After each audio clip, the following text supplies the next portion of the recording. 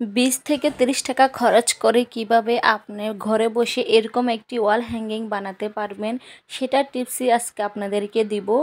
আমার কাছে অনেকগুলো কার্টুন ছিল যেগুলো আমি কেটে এরকম পিস পিস করে 5 পিস নিয়ে নিয়েছি, আবার ফুল আকৃতিও করে কেটে নিয়েছি। কেটে নেওয়ার পরে এগুলো আমি রং করে নিয়েছি। আমার রঙগুলো অনেক পুরাতন ছিল, তাই আমার রঙগুলো একদম শক্ত শক্ত হয়ে গেছে, একটু লাগাতে কষ্ট হচ্ছিল, তাই আমি এটি হাত দিয়ে লাগিয়ে নিয়েছি।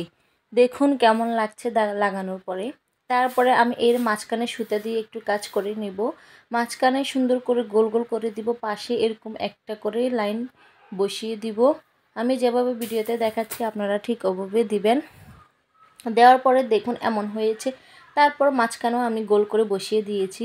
এরকম আমি 3 পিস নিয়েছি, আপনারা চাইলে আরও বেশিও নিতে পারেন, কিন্তু আমার কাছে মনে হয়েছে 3 পিস নিলে এটি বেশি সুন্দর লাগবে দেখতে।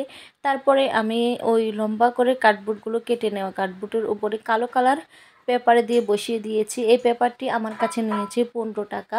আর রং আমার বাসায় ছিল। কার্ডবোর্ড তো সবার বাসায় পড়ে থাকে, যেটা অনেকে ব্যবহার করে অনেকে করে না, এরকম পুরাতন কার্ডবোর্ড সবার বাসাতেই থাকে প্রায়। ওগুলো কেটে আপনারা এই ওয়াল হ্যাঙ্গিংটি বানাতে পারবেন কম সময়ের মধ্যে এবং কম খরচের মধ্যে। আমার কাছে এরকম একটা ঘাম ছিল, ওই ঘামটা দিয়ে আমি লাগিয়ে নিয়েছি। আপনাদের কাছে আমার এই ওয়াল হ্যাঙ্গিংটি কেমন লেগেছে অবশ্যই কমেন্ট করে জানাবেন। আর পেজে যদি নতুন হয়ে থাকেন অবশ্যই পেজটিকে ফলো করবেন। আর এরকম ভিডিও কমেন্ট করতে এবং লাইক দিতে ভুলবেন না। আল্লাহ হাফেজ।